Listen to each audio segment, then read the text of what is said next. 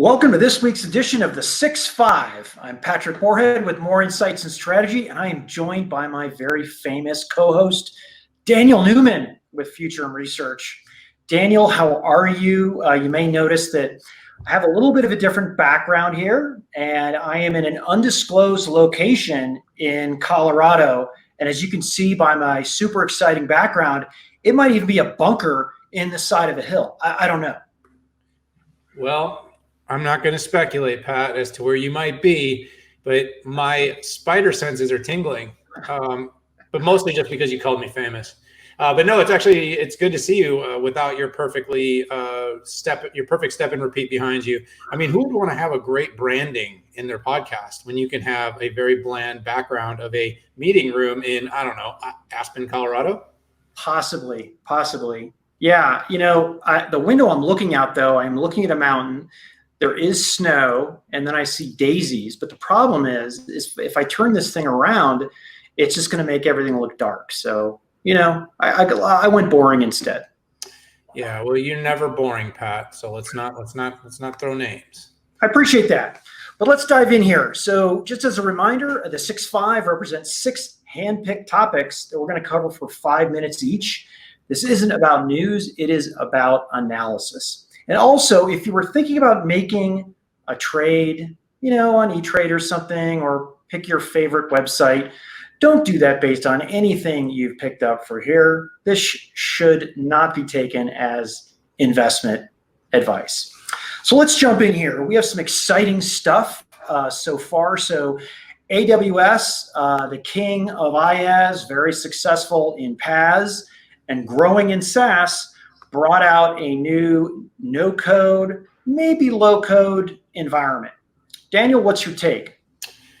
Well, AWS launched what's called Honeycode, and you got to love the name. There's all kinds of fun names coming out of AWS these days. But over the last several months, we've seen sort of a splurge of these efforts. We saw AppSheet acquired by Google. We saw Azure, obviously Power Automate, Power Platform continue to expand its low code, no code.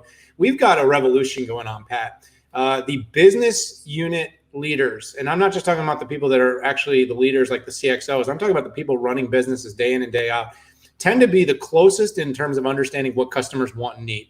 Problem is, they're very good at Excel. They're very good at PowerPoint. They're very good at Word and email, but a lot of them aren't very good at developing code. So this makes me think of Office Space. I bring the specs down to the engineers because I'm good with people.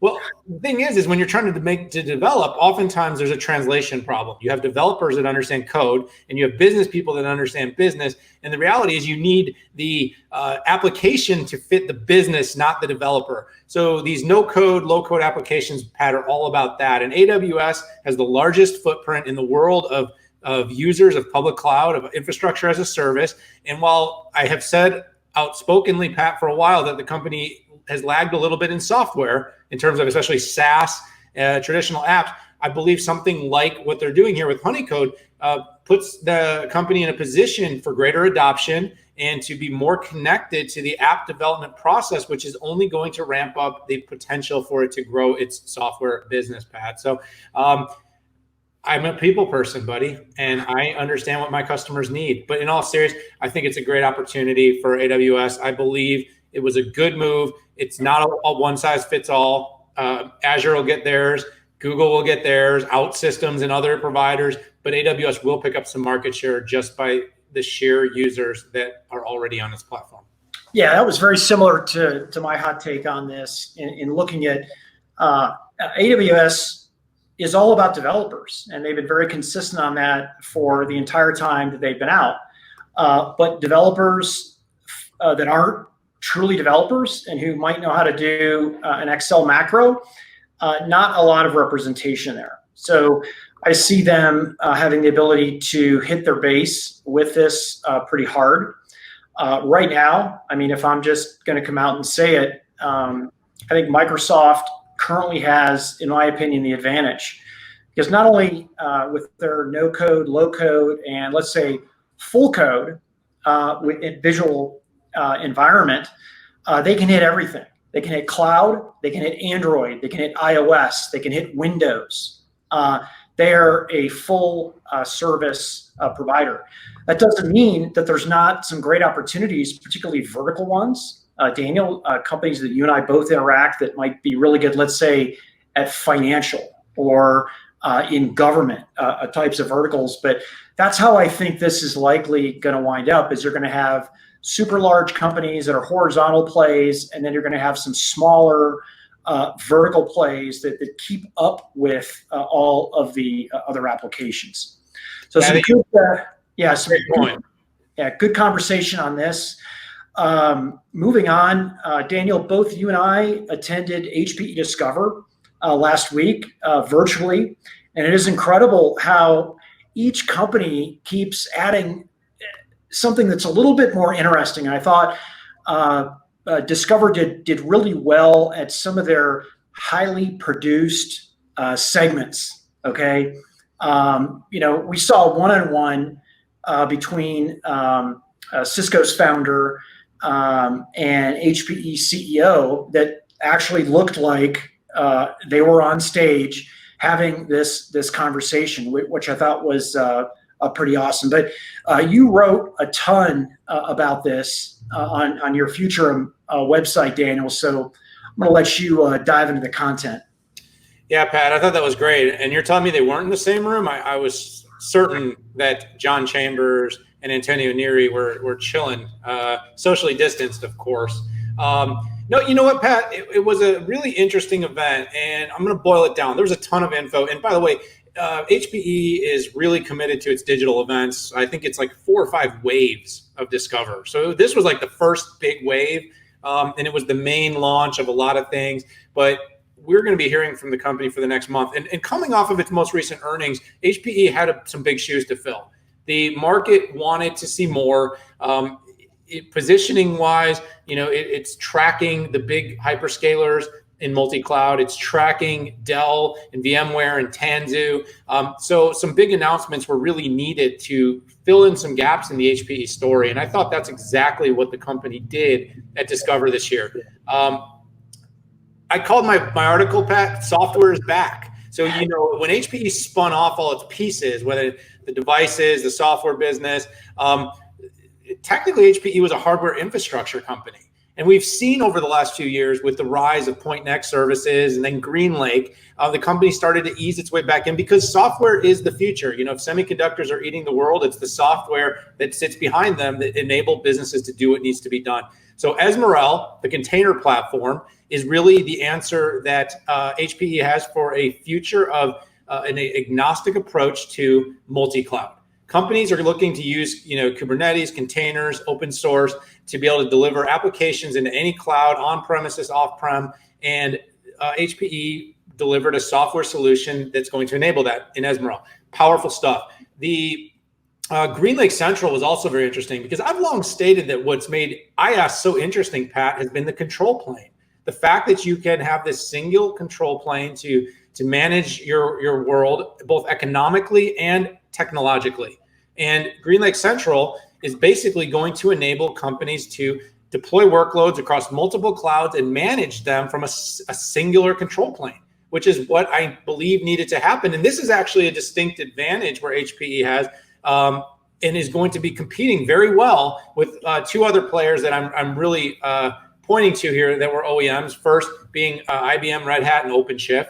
And second, with what I mentioned before, Dell, VMware, and Tanzu. And of course, the competition with the big cloud is going to exist, Pat. But as I see it, this is more of a partnership with the big clouds because I do believe in the future, multi-cloud will be very popular and companies are going to deploy workloads across multiple different public clouds. And having that solution to handle that from an OEM that doesn't have any skin in that game could be a great path to building a better solution. So it was a big week, I believe, for HPE. What do you think on that stuff? Yeah, so I really liked what I saw with GreenLake and then extending it into the cloud.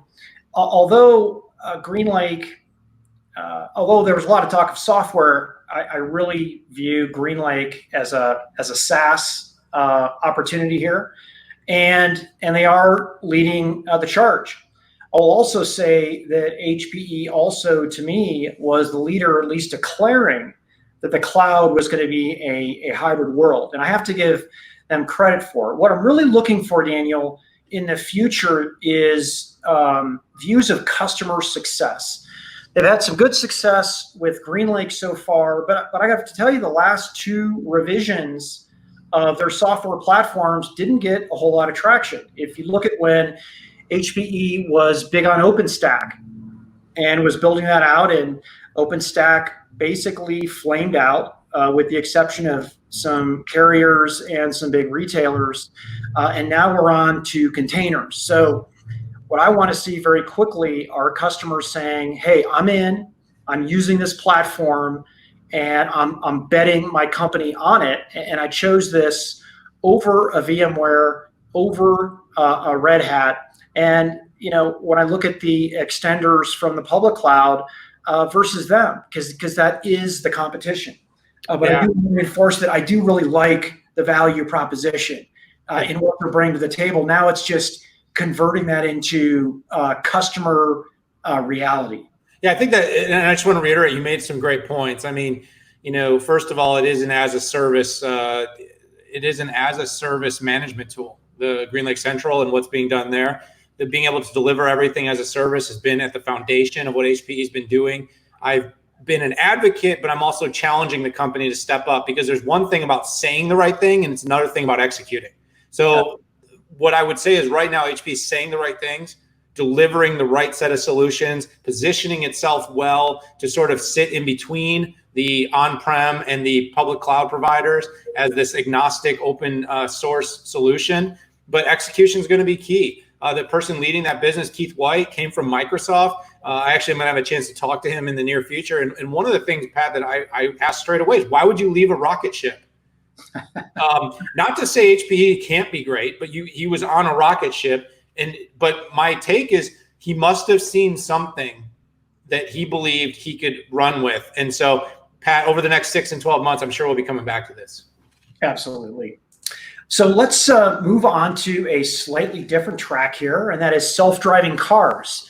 NVIDIA recently announced a partnership with Mercedes to essentially farm out all of its self-driving cars technology for their 2024 line of self-driving cars. And I think this is a pretty big one, Daniel. If nothing else, right now I look at Tesla as leading everybody right now. Sure, they don't have L4, but quite frankly, it's an L2 and an L2 plus world into the future. Sorry, not into the future, but right now. And that's what people are looking for. And the company is built from the ground up to be a software-defined cars. And that's whether you want to add a new performance package, braking package, or some other cool feature that you're able to monetize. And that essentially was the spirit of this announcement, which is changing the business model of the future car. Am I surprised that NVIDIA got the tap on this? No, I'm not. I mean, there's only 3 companies who would potentially get it: NVIDIA, Intel, and Qualcomm. Another thing this doesn't say is that NVIDIA runs away with this forever, or that they have the 2023 business, right? Because that's going to be another company. But what it does do is I think, people might disagree, but German car manufacturers have a different level of hurdle that they require for levels of safety. And I think that that's a big deal. And I think for Mercedes to make that commitment to NVIDIA, I think proves out, and what I think many of us think, is that NVIDIA has one of the most powerful, if not the most powerful, upgradable, software-defined, autonomous platforms out there. Oh yeah, and you covered this really well, Pat. Not a lot to add. I mean, a lot of people forget just how instrumental NVIDIA was in the earlier days of Tesla too.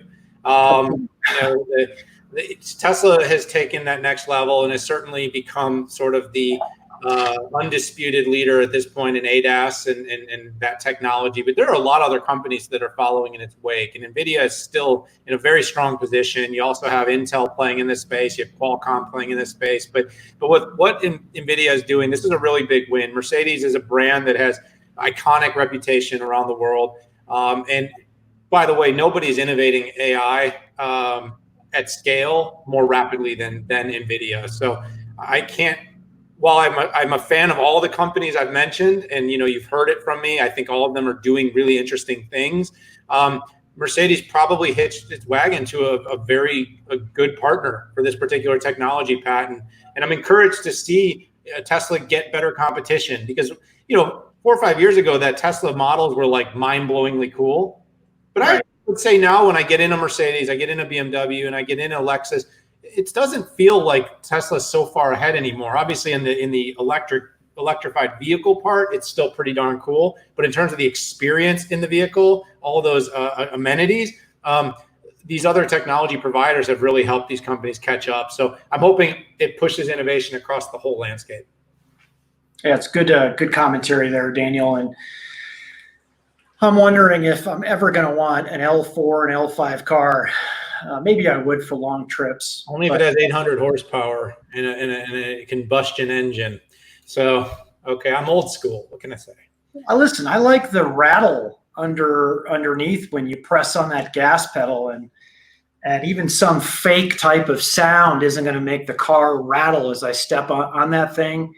But for me, it's going to have to be a serious feature offset. I mean, if I could do a 5-hour drive without ever having to touch the wheel, okay, maybe I'd make the trade-off. I don't know. Only time will tell, buddy. Yeah. So moving on to infrastructure and cloud, there was a lot of discussion last week and a little bit the week before about potentially Dell Technologies either spinning off or buying wholesale VMware. Daniel, and I know you were super active in covering this in broadcast and also in your writings. Yeah, well, I mean, both you and I follow the companies very closely. Both the partnership, acquisition. It was one of the more interesting acquisitions with Dell Tech holding 81% of the stock as opposed to fully acquiring it. But Dell's been sort of struggling from a stagnant valuation based upon just how good the business is. If you look at the revenue, the performance, the success, even during this COVID period of time, the value of the company should be a lot higher. And I think when I last looked, market cap was around like 36 billion. And again, I'm doing this from memory, so correct me if I'm wrong. But when you see that Red Hat was acquired by IBM for 34 billion, and then you look at the size of VMware, which is a direct competitor with a lot of other solutions, by the way, a huge customer base, a double-digit growth every quarter for as long as I can remember. And then you go, so you basically, the value of Red Hat by itself is as much as Dell altogether with VMware. And so I think Michael Dell, being the crafty entrepreneur that he is, and being the guy that can actually deliver value to shareholders over and over again, is looking at this and basically saying, VMware by itself is probably worth 60 to even as high as I've heard $90 billion just by itself. So talk about the opportunity to raise capital, decrease debt loads, make a huge return for all the investors that have been with the company for all these years. It's a big opportunity. And I think Dell's got to weigh the fact that it's a huge opportunity, along with the fact that VMware is one of its most exciting and promising product and solution sets for the long term, and say, is this huge windfall worthwhile of putting future business at risk? But Dell's been developing its technologies cloud. It still has a broad portfolio across Dell Tech. With that money, there's a whole bunch of things that Dell could buy again and spin up and grow and compete with. So, my feeling is, Pat, there is something to this rumor. I think the company needs to wait almost another year if they don't want to get hammered from a tax standpoint, just based upon the time from the EMC acquisition to now. So there's a little bit of a reason to maybe start these discussions, but not close them out just yet. But the numbers, Pat, just make sense. The market is not valuing the work that VMware is doing. So the short and long of it is that's the reason to make a move. And as a manager, your number one job is to bring value to shareholders. And VMware has performed and performed and performed, but the market cap has not reflected that value. So I think Dell is looking at a way to make that value immediately available to its shareholders. That's good input, Daniel.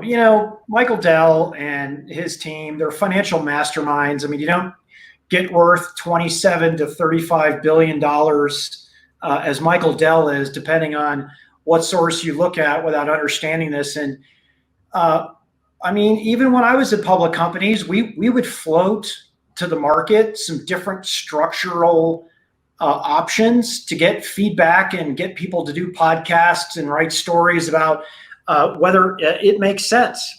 And you get investment bankers to figure out what is best for you. And, you know, you let one slip out to somebody and they write an article about it, and you see what happens. And that's what I thought. That's what I think is happening here is, you know, they're doing an annual look at it to see what's best. I think the challenge would be, let's say VMware's its own public company again. Who do you peg it against? I mean, what company? I mean, its closest competitor is Red Hat, which is owned by IBM. You have Nutanix. You have a couple of pure plays. I wouldn't even know who to match them against. Microsoft. But again, do they spin off and become their own public company, or does I don't know, an AWS or somebody pick it up and just, you know, grab it for the pure market share and the power it could give to expand its footprint into multi and hybrid cloud? I mean, think about what we talked about earlier with HPE. Yeah.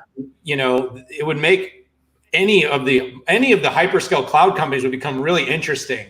I mean, they're already really interesting, but think of how interesting they'd be with VMware at their disposal. But Pat, I think to your point, I think Dell is looking at the financial instrument first right now, and I think the bottom line is the company's stock. I mean, it shot up in response to this move. Right, part of the float out there, right? Right. You want to see what people think about this, right? Float it out there, and boom. Yeah, I mean, I think the alternative is acquire the rest of it and take full control, and that was another option for the company. And you know, it is possible, but I don't think that's going to give that instant surge of value back to the shares. But this is the one thing, you're absolutely right. Dell, super smart, has figured out how to make acquisitions that are way bigger than ever should have been possible. And by the way, this all goes back to the EMC deal that he masterminded with Dell. So everybody thought virtualization was dead. They wrote off VMware, and then boom, VMware becomes AWS's premier on-prem software partner, right? Yeah. He saw things we didn't. If we saw the things he did, then maybe we would be worth 25 to 32 billion or whatever number you threw out there. But yeah, this is very interesting. This will be a story we'll have to revisit. Definitely.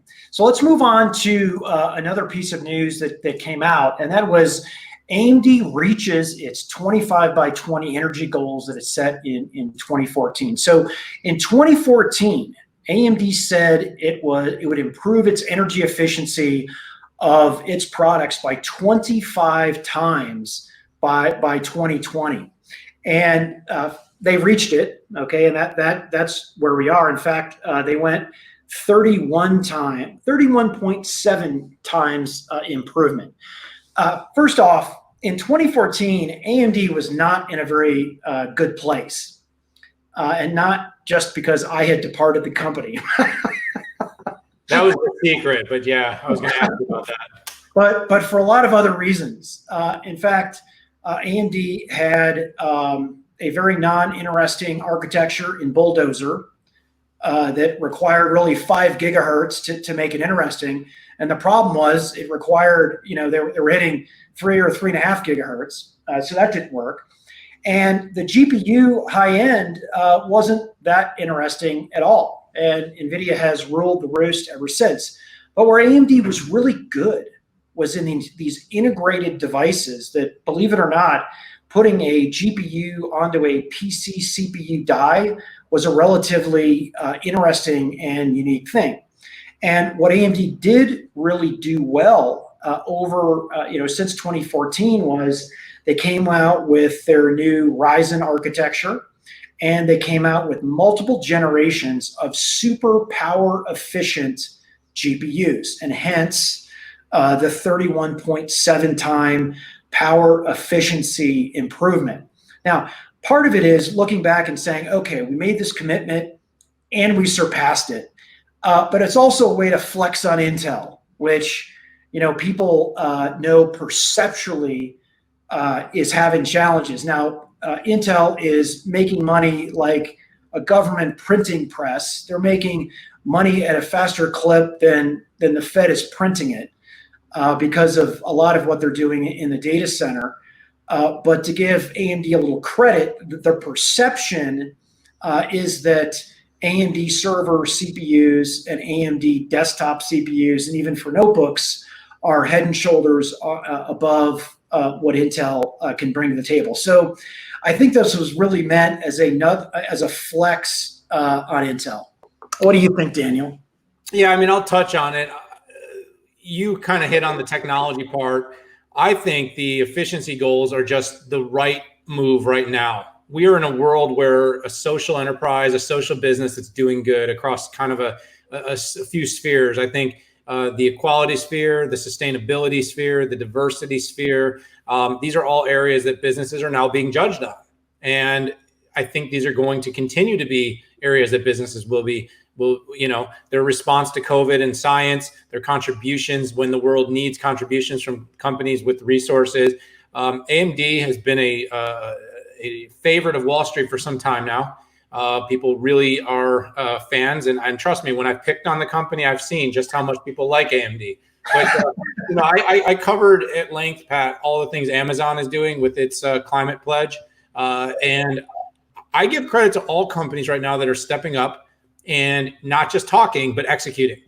This will be a theme, Pat, with you and I. News is news, but when we analyze something, we're not analyzing whether it's if the news was good.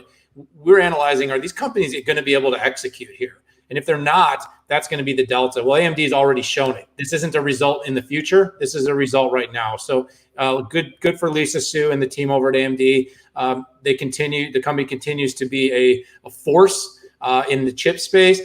That doesn't mean Intel or NVIDIA or Qualcomm or these other chip companies aren't doing interesting and good things. But again, the high tide rises all boats, and AMD is doing good things. I'm glad you hit on the higher level corporate need for this, Daniel. Good stuff. I love that stuff. Yeah, I know you do. I do too. Kind of. I'm yeah, you know me. I'm soft and touchy.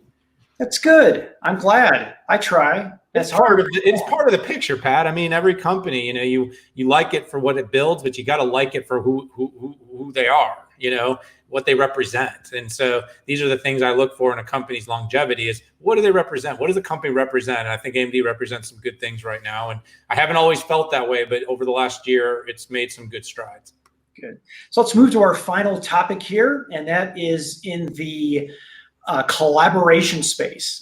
Poly is formerly known as Polycom, and they're a leader in the UC space, released the first certification on one system for Zoom and Teams, and it's their xSeries. So the X30 and the X50, you should check them out. They're really beautiful types of products. But the key here is when you look at most UC devices that are in a conference room, in a huddle room, or even in a personal office that needs to be super secured and easy to use, typically they only use one flavor of service.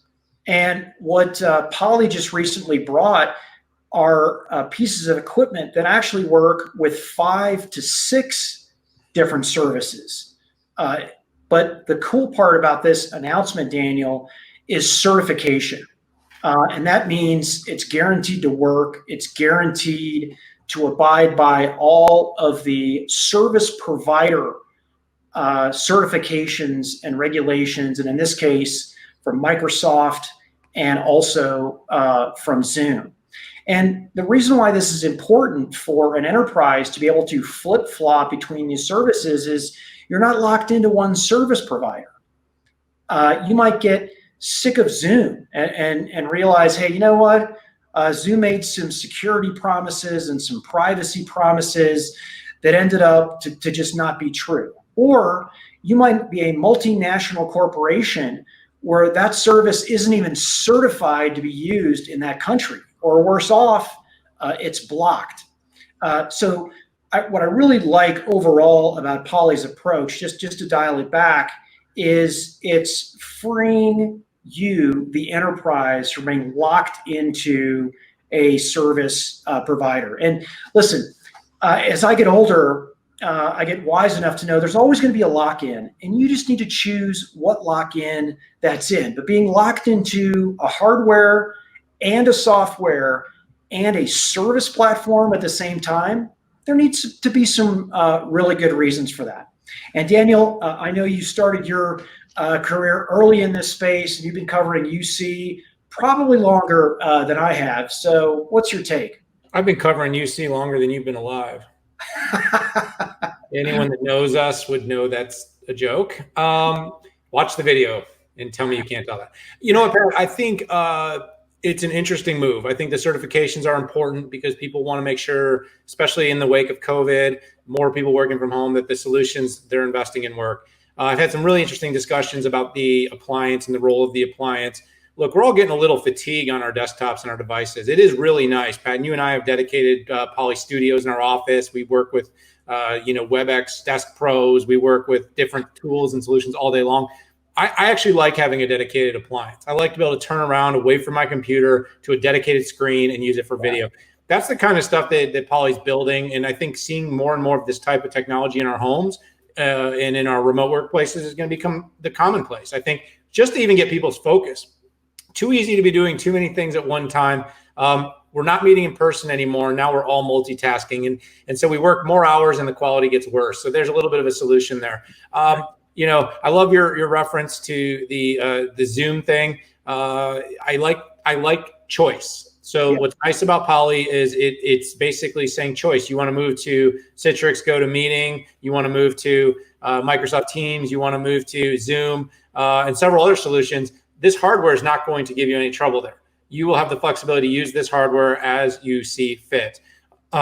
You see fit. I like that. All right. So yeah, I didn't mean to do that, but that worked out really well. So, good announcement, solid from Poly. The company, if this isn't the opportunity for Poly to be a rocket ship right now while everyone's working from home, I don't know when it'll be. This is the right moment and the right time. These are the right partnerships. A little hint, just of a guess while, we're out speculating and analyzing, Pat. It'd be really interesting, but I wouldn't be 100% surprised to eventually see Poly expand support of WebEx as well. Now, again, it seems like that would never happen, but in a world where hardware and software and services are all kind of pick and choose your own adventure. And again, I have no reason to speculate this, except the fact that I believe we might see that kind of expansion as Poly picks up more popularity as a piece of hardware and doesn't commit to different services so much. Like, why wouldn't Cisco consider it? So anyways, maybe Cisco's listening to me. Hear me out there, but nice moves. Keep going, Pat, and nice way to wrap up the show. Awesome. So I feel like we had a good show there, Daniel, and I'm sure, we're going to do this next week, and I'm going to be broadcasting from my Snowmash/Aspen bunker again. But all our fans out there, if you liked what you heard, press that subscribe button, share that link, tell everybody what you think about this. If you didn't like what you heard, don't tell anybody, but actually you can let us know on Twitter. So with that, have everybody have a great week. Daniel, it's always great to see you. You look so professional in that coat. You do look old, man, wise man, but you look good. And with that, I'm going to take us out of here. Have a great week. Take care.